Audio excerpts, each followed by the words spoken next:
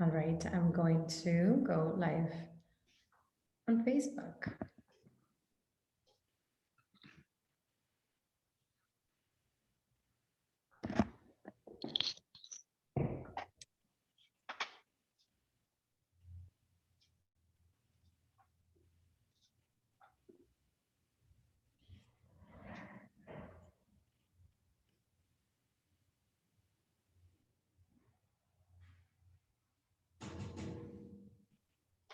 Yeah, yeah, we'll tell you after. All right, so now we are live. Let me change the, yeah. All right. Oh, I'm hearing myself.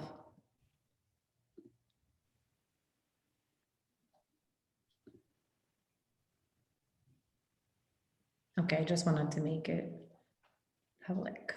Perfect. All right.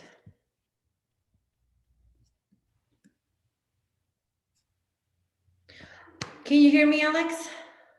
I can. Okay, awesome. I'm going to check the screen and make sure that we are both on the screen. How are you today? I am doing well. Thank you for asking. How are you? Doing good. Doing good. I can't complain. Yes, we're on the screen. Hello, everyone. Thank you for tuning in. Okay. Awesome. Nancy's already watching. Please let us know if there are any comments or questions. Nancy's already watching. Okay. Excellent.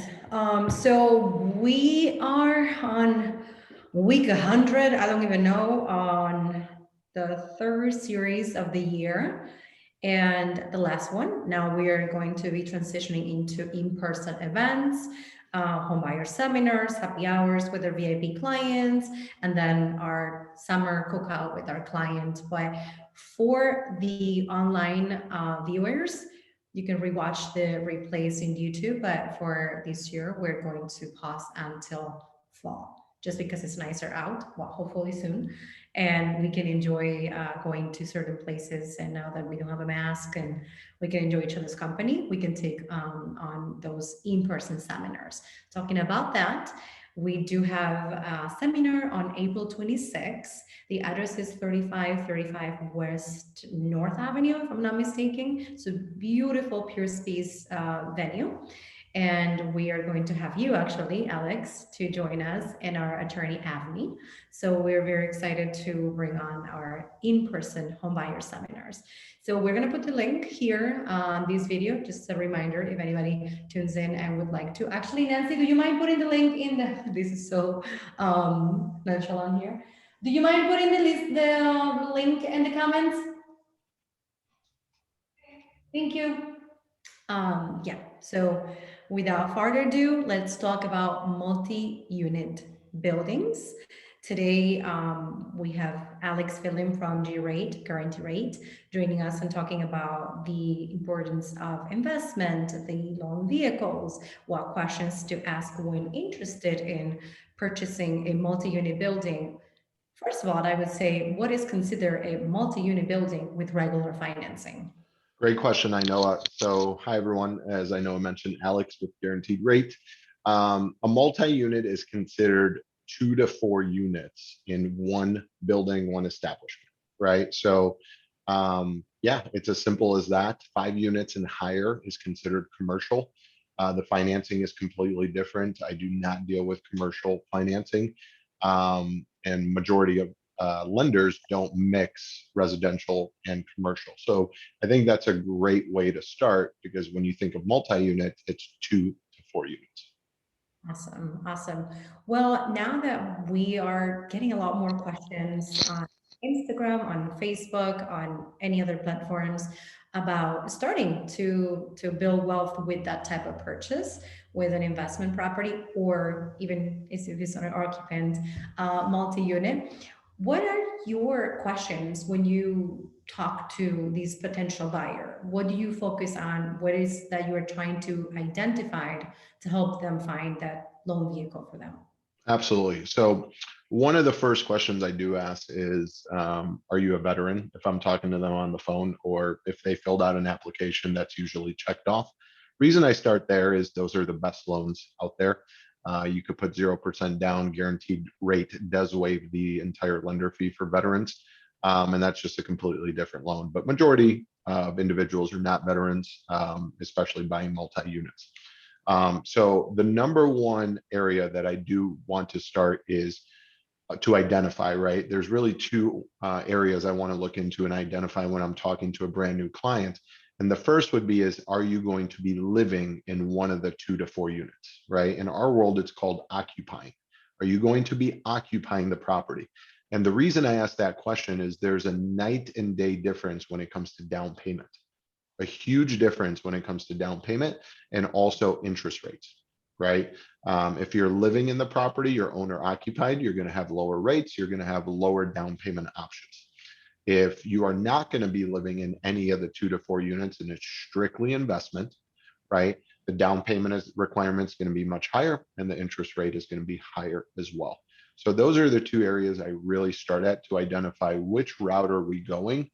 Which Instagram video did you watch? Who did you follow? What hack are you trying to accomplish? We really just talk through it and understand, what are you trying to achieve? What is your goal, right? Let's start with the goal in mind and then work backwards to identify, okay, what are you trying to do? Now, the second question is, whether you're trying to occupy it or not, is how much money do you have to put down or give up for this property, including down payment and closing costs, right? Because that's money out of pocket. So I never ask a percentage because a lot of buyers are looking to me to advise them on, well, Alex, tell me how much I could afford, right? So instead of asking for a percentage, I ask them, well, how much money do you have saved? How much money are you looking to set aside for this purchase? And that really kicks off a great conversation. And depending, their answers, which route we're going. Okay. How about the rest of requirements in terms of credit score or employment history? What do you look into when it comes to multi-unit purchases? Yeah, absolutely. When it comes to employment and income, it really doesn't matter if it's multi-unit or single family home, condo, townhome. Income is income, right? That's how you have to qualify to buy any piece of property. But when it comes to credit scores, it's pretty much the same thing. At this point, the lowest we could go is 580, and that's for FHA financing. If you're looking to go conventional, 620 is the minimum currently, and we will talk about this a little bit later, but it's in the news. Rates are rising, right? Everything like that. So rates are high for that as well. So that's what we're looking for. But what I'm getting at there is credit is extremely important now, because if your credit score is at 680 or higher, right, you're entitled to some of the best rates out there. But if your credit score is below 680, that's where I'm seeing a lot of individuals have to pay money to get a high rate. And it's creating issues. So, we want our clients obviously to have good credit. And if they're not, we can definitely point them in the right direction.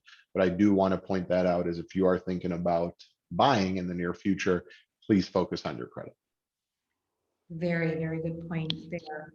And also, if the assets are not all the way there, as far as being sufficient for the type of property that is a goal of yours, always, you can reach out to us as well for a budgeting sheet to help you identify what your flexible versus your fixed expenses per month are, and just to help you pretty much save up a little bit more money. So Absolutely. to offer those as well. So now that you would have that initial conversation with that potential buyer, let's say from Instagram today, and you have asked those questions and you have received the responses, what are the loan vehicles or the loan options products that they're out there depending on each situation? Absolutely. So I do want to start here, right? I'll be very open. I'm 38 years old. I own my own property, married, have a daughter, owned a condo before. The first condo I bought was 10 years ago when I was 28. If I could go back in time and talk to my 28-year-old self, I would buy a multi-unit. I'm upset with myself for not buying a multi-unit back then. And I'm just being very straightforward there, right? Because right now I could have owned that multi-unit for 10 years and I would have been receiving income, and look what's going on with real estate. It would have boomed like crazy, right? So famous man, I forgot who, says, the best time to invest is 20 years ago. The second best time is today. So it is what it is. So with that being said, ask the question again. I just went off. Sorry.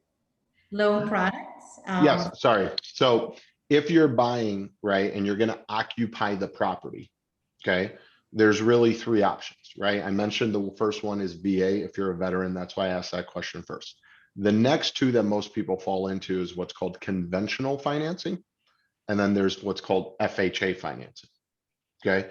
If you are going the conventional route, the biggest difference, it goes back to the two main identifying points I'm trying to identify. Are you going to live there? How much money do you have for this? If you're going to live there, you have these options. But if your down payment is minimal, it's going to give me a route which we're going to go. Therefore, if you're looking to buy a conventional property, okay, a multi-unit using a conventional loan, for a 2-unit, you have to put a minimum of 15% down. Okay. For a 3-unit, you have to use 20% down. For a 4-unit, you can get away with 20% down, but it's ideal to put 25% down for best rates. Okay. Now, in my experience, right, the average home buyer, by the way, is 33 years old now, according to Zillow. Majority of first-time home buyers that come to me, they don't have the 15, 20, 25%. Alex, I have 20, 30, 40, $50,000, way lower than 15, 20, or 25% down. So the other option is called FHA. Okay. FHA allows you to put down as little as 3.5% down. So if I go back and talk to myself 10 years ago, right, I would say, Alex, buy an FHA property, put 3.5% down. I put 5% down on my condo 10 years ago, had the money to do so. I was just not educated, right? And that's what this is for, is just educating you on what options you have, how you could stretch your dollar in a time where inflation is a 40-year high and your dollar is shrunk by 8.5%. We're trying to stretch your dollar, right? And that's what multi-unit financing really is. So to answer your question, I know it's really conventional, right? If you have the credit score, 620 or higher, right? Ideally 680 or higher. And then you have the down payment. And if not, majority of individuals go with FHA financing because the minimum to get in is 3.5%. And that is no matter what type of unit, 2, 3, or 4, all 3.5% down, where conventional 15, 20, 25. Okay, and I think if I remember this correctly, and you're the right person to ask.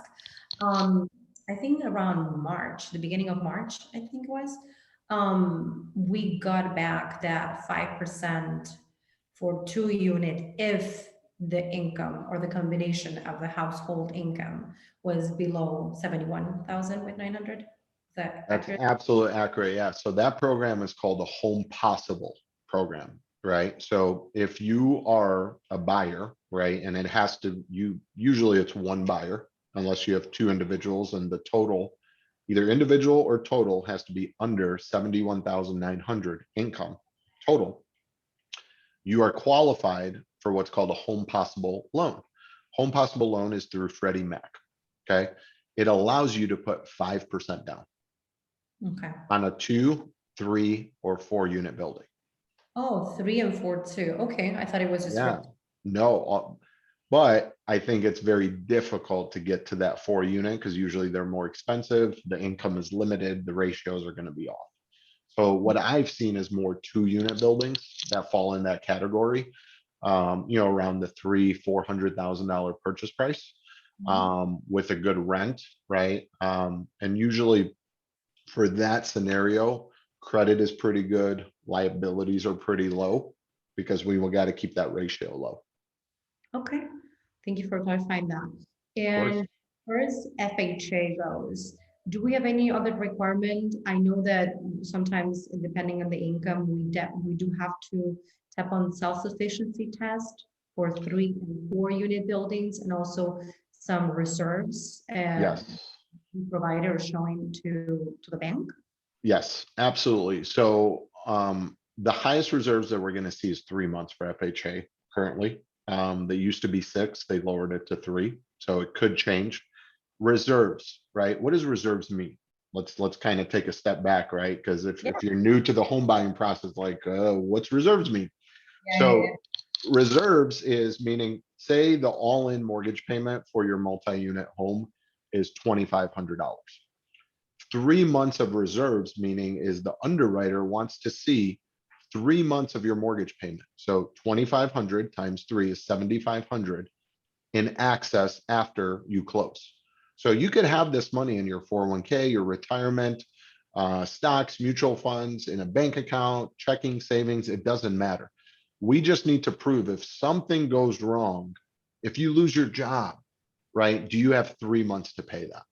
So that's a requirement for reserves. Pretty straightforward, simple. The second question you asked is self-sufficiency, right? So keep in mind, FHA loans are meant for owner occupied, right? If you want an investment property, you can't utilize FHA loans. You have to occupy one of the 2 to 4 units, right? So if it's a 2 unit, you live in one, you rent out the other one. 3 unit, live in one, rent out the other 2. 4 unit, live in one, rent out the other 3, right? Obviously, 4 unit, you're going to generate more income, but obviously your monthly payment will be higher. So with self-sufficiency, there is no self-sufficiency test for 2 units. This only applies to 3 units. The easiest way I could explain it is you have to take the rentals of all the units, right? So let me give you an example. You have 3 unit building, yeah. okay? Your rents for each unit is $1,500, Okay. okay? So 1,500 times 3 is 4,500, Yes. okay? Self-sufficiency test states that 75% of whatever the rent total is for all 3 units has to cover your entire monthly mortgage payment, including principal, interest, taxes, insurance, okay? If it does not, it means it does not pass what's called the self-sufficiency test. And therefore we can't lend on that property, Okay. okay? So again, to summarize, you take the total of all 3 rents or all 4 rents, right? Depending if it's a 3 or 4 unit, you multiply it by 75%, and whatever that answer is, right, has to cover the entire monthly mortgage payment for the home. Perfect. Even if you are occupying one of the units, you're still considered the same rent, the same number for calculations. Correct. So technically, the real rule is whatever the current rents are, meaning if there's individuals living in the property, we Yeah. need to see proof. What are they paying rent, right? That's what the seller would provide. We have to go off that. Okay. If the property is vacant, right, or the owner is living there, not obviously charging themselves rent, right, we have to go off what's called a market rent. Now, market rent is when the appraiser goes out there and appraises the property. He or she also looks at, okay, what are the rents around the area? What is this neighborhood bringing in for a 2 bed, 2 bath, 1,400 square feet? And then we have to go off that. Okay, well, this is a great pointer also for our fellow realtors, listing agents when they're inputting the information on the MLS sheets to make sure that they put accurate rents.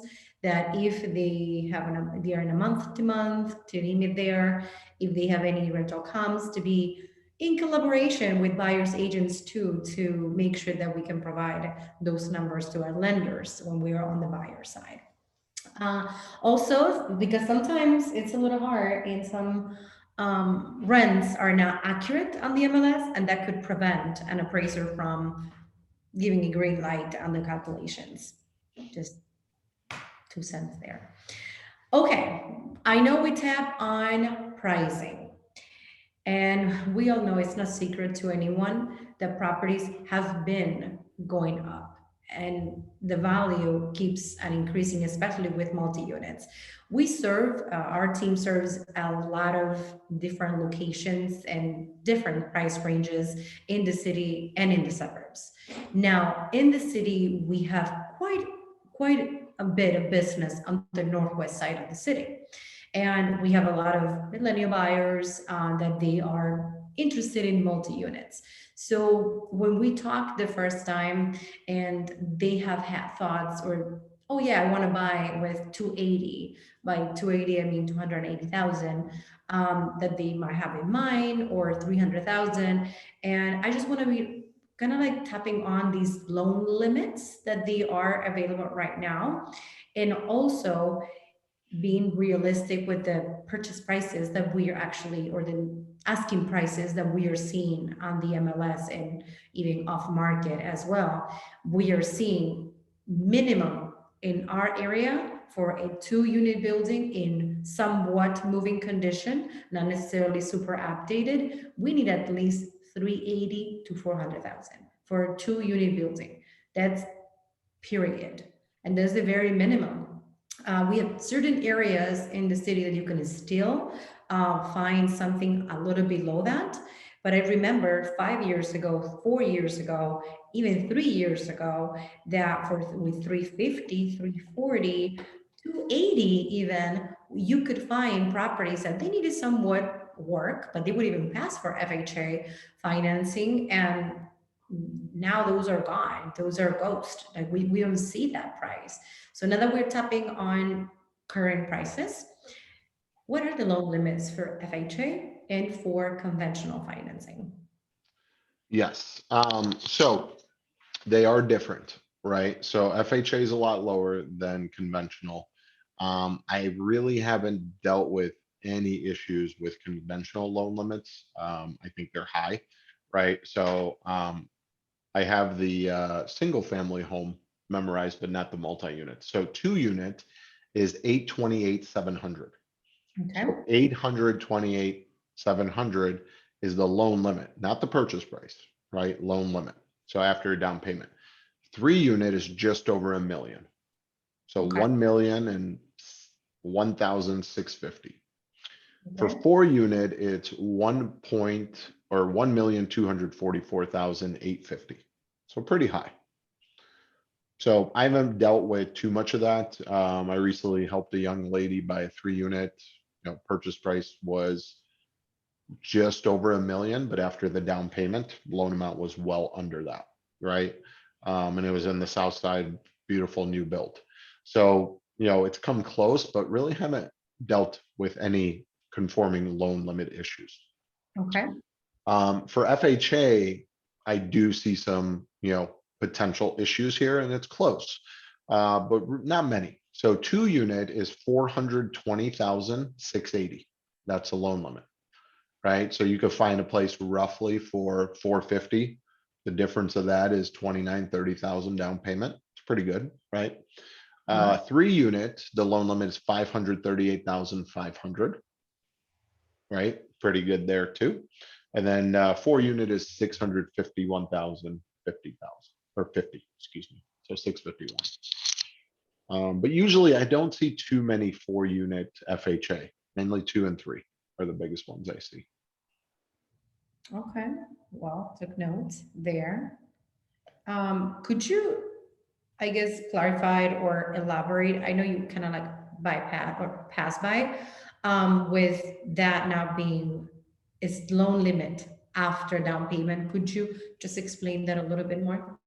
Absolutely. So I'm just going to get a calculator out for easy math here, right? So hypothetically, let's say looking at the loan limits, say you buy a home for 450,000, okay, for a 2 unit FHA. If you put 3.5% down, your loan limit would be 434.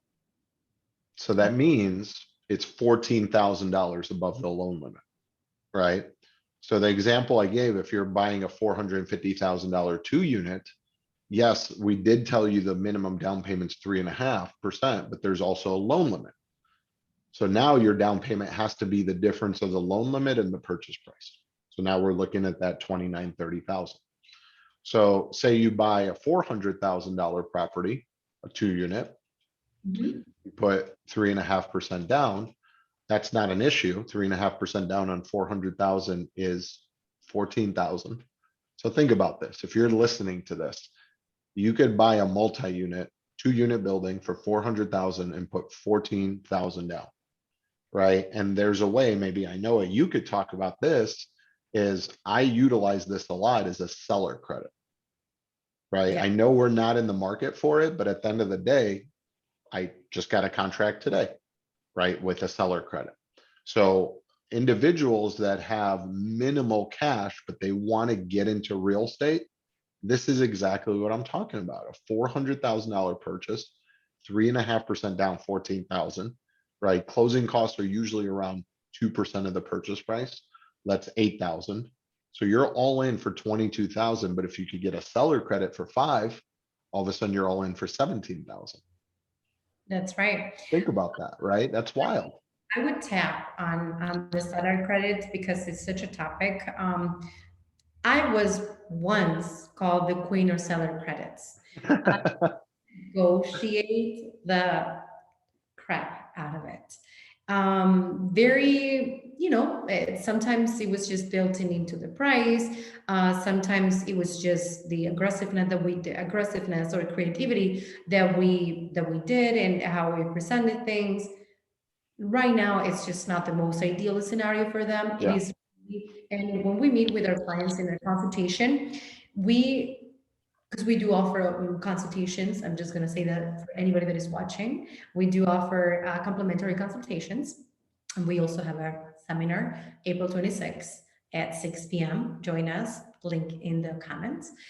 We always mention the same thing. If we are able to keep some money in your pocket, we will. But I also want to be completely realistic with today's expectations. Is it the most ideal scenario for our buyers these days? With seller credits, with repairs being done in a property prior to moving in by the seller, with additional credits after inspection findings? It is not. But it is case by case. If we have an opportunity to submit an offer in a property that has been a little bit longer in the market, maybe the motivation is not necessarily just the full dollar amount, maybe it's the timing that they need 60 days, because I know we have a 60-day mark that our clients need to moving into the properties if they are financing with FHA. But we might be somewhat flexible if our clients can stay with family members if their lease is ending, or having a 30 days extension month to month with their landlord or housing provider, I would say. Sorry. There is a possibility of winning somehow some credits, but it is very much in a case to case or case by case base. We can really say, yeah, you have $15,000. We're gonna get you another 8 from the seller. Yes, if we can, we will. But it is really case by case. Sometimes we are under contract right now, at least I think like 4 or 5 of the families that we have under contract right now, they do have credits. And it was just because the circumstances, the work put behind, and the creativity would allow it. But other times, unfortunately, especially with our entry level buyers, it's more competitive. If we have a competition, I would say competition, or a situation where we are in between other offers and the seller has the opportunity to pick. And I always say like this, if they have 10 offers on the table to pick and yours is asking for money, you're probably discard right away, and they will take a look at the rest of the year, not asking for anything. It's just that, especially with multi-units, it's just very competitive. I see a little bit more of, usually actually the clients that we have with some credits, they are condo purchases and some single family. So I see that a little, and again, everything really depends on price range and location. Obviously, our entry level buyers, they are still battling, and it's costing us a little bit more time and effort to especially get some credits. But then it really depends. Some other areas it's not necessarily a seller's market. So we're kind of balancing out in other areas. But sorry, I extended a little bit too much, but this is about credits. And since you pulled the ball on my court, I was like, we don't really have a lot of So I'll make credits. I'll make a point about that is this is why it's extremely important to hire an educated realtor such as Inoa, right? Because she actually knows what the hell she's talking about, right? And it all depends, right? As kind of throw out there, hey, seller credits, right? To your point, it's every scenario is different, right? What type of market are we in, right? What's the scenario of the seller, right? Are you the only one negotiating with them, right? Is it a private listing? Do they have 10 other offers, as you mentioned? So there's a lot that goes into it, and that's why having a great team and a great realtor is super important. Yes, thank you. So before we end these series with the with today's video on multi-units, let's touch base on how about I already own a primary residence. I already have a home I own, but I want to tap into purchasing a multi-unit. What should I do? Contact me and I'll answer all your questions. So there's a lot of questions that go into it. Is what's the type of property you currently own, right? If you currently own a condo, a single family home, a townhome, and you want to buy a multi-unit, right? It goes back to kind of the first introductory questions that I'm trying to identify is, well, okay, are you leaving your condo, townhome, single family home and going to move into the multi-unit and live there? Are you going to occupy it? Or are you going to stay in your current residence and buy a multi-unit, right? So that as soon as I know that, then we restart the conversation of what we just started with the whole Facebook Live of, okay, great, you're going to live in it. How much money do you have to put down? Because keep in mind, if you currently own a condo, townhome, single family home, and you want to buy to a multi-unit, right? You could utilize FHA financing as long as your current loan is conventional, not FHA. Okay. But if you currently have an FHA loan, and if you do, it's usually for a single family home because condo associations, majority of them don't allow FHA. So that takes out about 99% of condos and townhomes. If you're going to go from FHA to FHA, it has to be more than 100 miles or a very, very good reason around family, around school, around a job. And we need like legit proof, like a letter from the school, a letter from the company. FHA is a government loan, so it's not one to mess, lie about, or try to finagle. And I take that very seriously, being very ethical. So it's just identifying, I know, of me asking a lot of questions to determine which route we're going. Okay. And how about, I guess this is another question. Now that we tap into maybe what type of loan I could go into if I already have an FHA, or if I have a conventional, like what is debt to income ratio has to do here? I know that now we have a payment if if we have not completed the payment of the note, full notes, so we do have to consider debt to income ratio here, right? What's coming in as far as income and what's my obligation or what are my obligations? Could you tap on that? Yeah, absolutely. So debt to income ratio, there's really two ratios. There's a front end ratio and a back end ratio, right? The front end ratio simply states what what percentage of your income is going towards your mortgage. So let me give you an example. If you make $120,000 a year, right? In our world, we do everything monthly because mortgage payments are made monthly. That's how we do our ratios. Reason I did 120,000, simple math, $10,000 a month, right? We'll say your all-in payment is $2,000 for your mortgage. Your front end debt to income ratio is 20%. That's great, right? The back end ratio incorporates the front end ratio, so your mortgage payment off your income, but it Mhm. also incorporates all of your monthly debt, right? The monthly debt on your credit report. So the main ones is your car. Do you have a car loan? We're counting that against your monthly debt income. Do you have credit cards? So keep in mind, credit cards, we don't look at the balance. We look at what is your minimum monthly payment, right? If you pay off your cards every month, they're usually $25, $40. That's what we're counting against your debt to income ratio. Some individuals that have high credit card balances, it's $200, $300, $500 a month.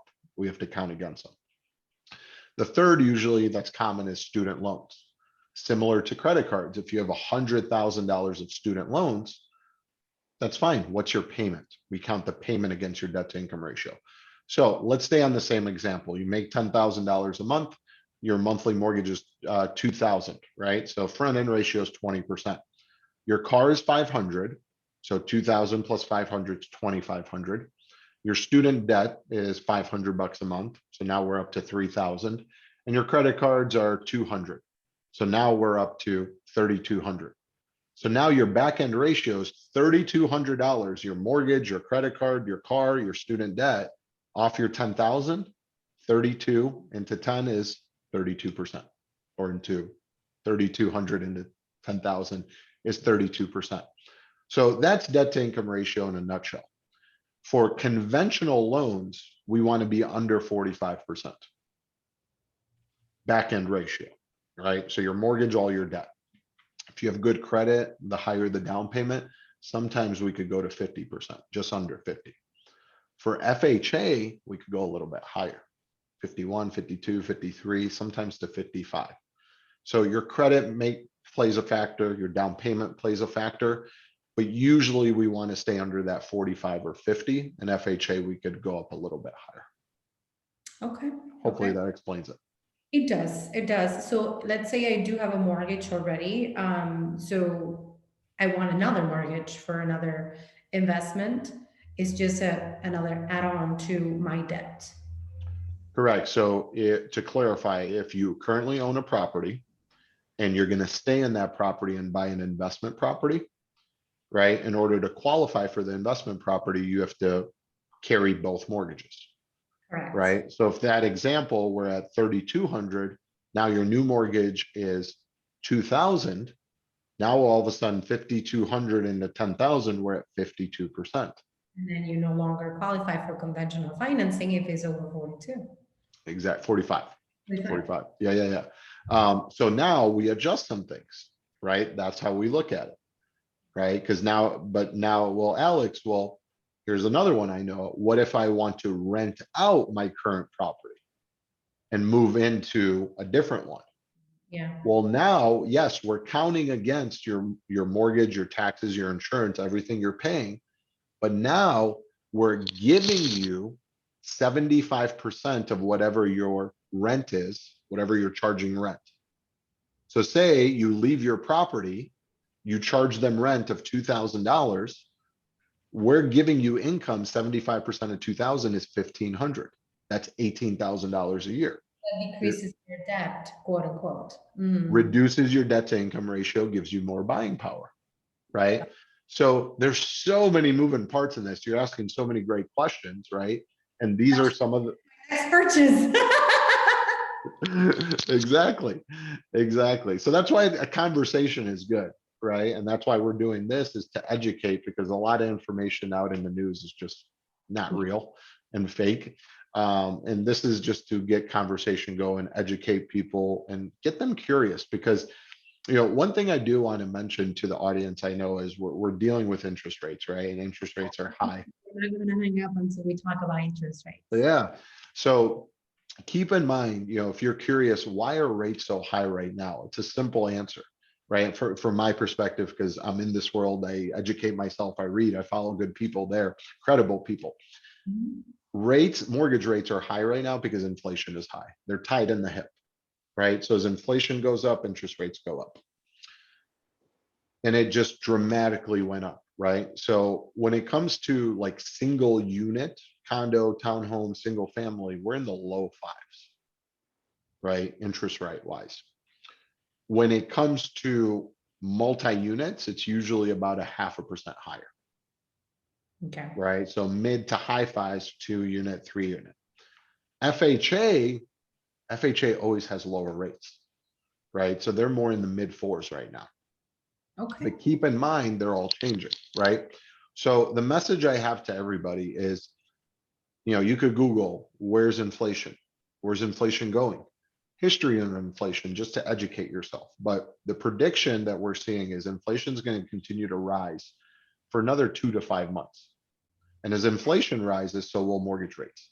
So they're going Yeah. to continue to go up for another 2 to 5 months, 6 months, maybe. Once what the Fed is doing is they're increasing what's called the Fed funds rate to curb inflation, meaning to slow down inflation, slow down the economy, slow down people spending money because it's out of control right now. Okay, things are going to be more expensive. So when the Fed hikes the rate, it's affecting short-term debt, credit cards. If you're buying a car for you, I'm sorry, it's a tough time to do so. It's extremely expensive. Um, Commercial loans, HELOCs. HELOC stands for home equity line of credit. So that's affecting that when the Fed raises the rate. The Fed raising the rate is making inflation go down. So if I mentioned earlier, inflation and mortgage rates are tied in the hips, they go hand in hand. The Yeah. Fed is trying to lower rate or inflation. With that being said, rates will come back down. So if you're in the market right now, I highly recommend buying, even with high rates, because remember, do not be married to the rate. They will, in the next 12 to 24 months, they will go down and you will refinance and lower your payment. But one thing I know is true, right? And you could comment on this too, I know, is real estate is appreciating, Yes. right? It's not going anywhere. So say a home, a $300,000 home appreciates 5% this year. Well, at the beginning of the year it was 300,000. At the beginning of next year, it's 315,000. Which one would you rather pay for? Right. So it's just a little what's going on. And obviously, if we reach out, have one-on-one conversation, whoever's watching, we go more in depth about it. But that's kind of where we're at with the marketplace. And I do encourage people to buy now, because if they don't, they're just missing out if you qualify. I just really enjoy talking to people that they take that approach. Let's see what has been happening historically. Let's understand the reason why we're dealing with higher interest rates. Well, the health of the economy as well. Let's understand that too. We have had great 2 years from great on interest rates because of the pandemic, but that was just a sweet little caramelito, like a little sweet there. For the most part, we have been even in the fives. And I remember in 2018 or 2019 in December, I closed for a 6.2. People were happy with that. It's just that we did not really, whoever didn't purchase in the last 2 years of pandemic, we just didn't, you know. But we have great interest rates still. And if you think about if somebody's watching that is renting today, I want them to really think, am I just going to continue renting, or could I invest into my future? As you said, interest rates, you lock them when you go under contract, but you're not married to them.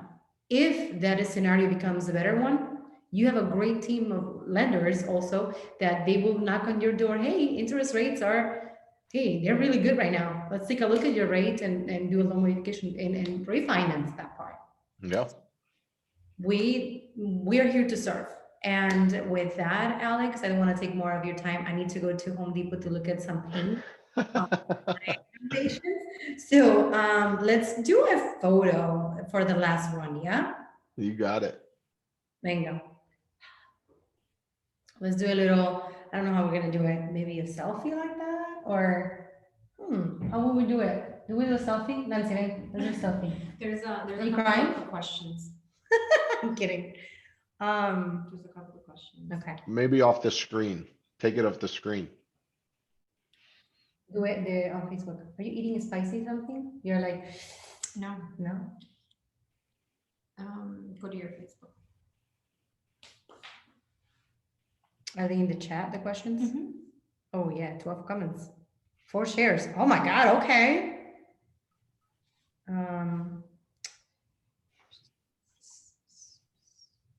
All right. We have, hi everyone. Thank you for watching. Hi, Justin. Christian always, I love you. Okay, Onelia, how about if we own a couple of multi-unit buildings and we are entrepreneurs? How do we prove our income to the lender to buy another multi-unit? Adrian, oh, míralo, Adrian. Adrian is watching. I'm not gonna say who he is, but keep on working hard. So yeah, let's work on that question. So you are self-employed. Yes. For us to verify income, we need the last 2 years of your tax returns. We'll take selfie together. So The it's last- as simple as that. Yep, just the last 2 years of tax returns. We actually have a technology called LoanBeam. We put their tax returns through it that spits out an income for us to determine what is their qualifying income.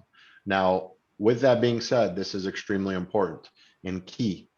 If you've, say, we're obviously in 2022, right? You should have filed your taxes unless you extended it. If you bought any property last year, it needs to be on your tax returns. So any property that you own needs to be on your tax returns for us to use the qualifying rental income, right? So I talked about it a little bit earlier. To the question is, you have 2 or multiple multi-unit properties, right? Whatever the income you're receiving, for us to give you 75% of that as qualifying income, it has to be on your tax returns, which is also where we're going to get your income from because you are self-employed. Okay, so the combination of your tax returns should include any income you receive from multi-units and also from your self-employment.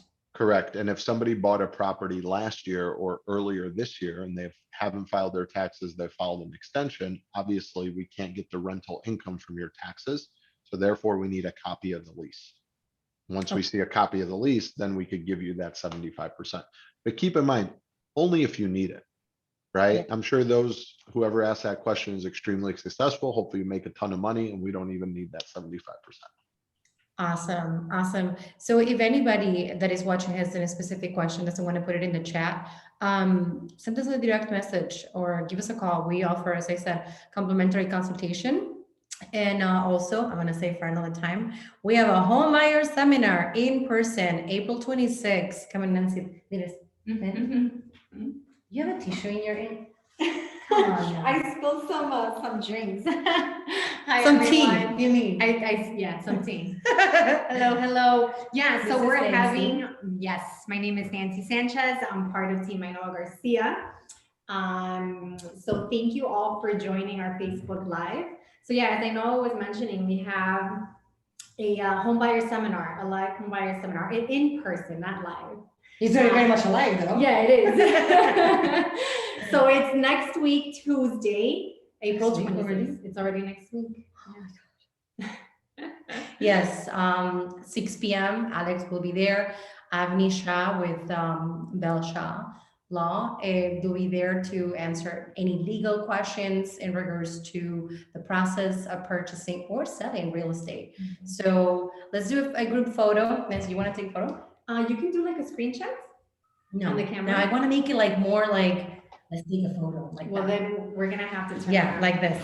Yeah, like that. Yeah, I like it more like, dramatic Behind like the that. scenes, you Yeah. get to see all the ring lights. Okay, Okay. you have to probably do the no. The 0.5, That's it. like wider lens. That's if you turn it around. Just But turn we it around. can't. More like, Let's do this. let's leave a little. So let's Okay, see. Alex. Ready, let's see. Alex? Okay. 1, 2, 3. Cheese. We have to take a couple just because you never know. Yeah. You got it. I think we're good. Okay.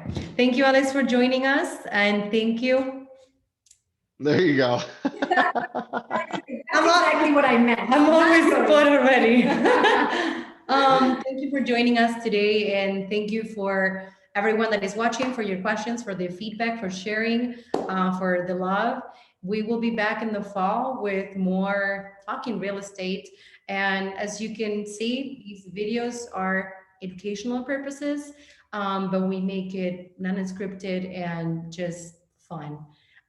Work with people that they know what they're doing and have fun.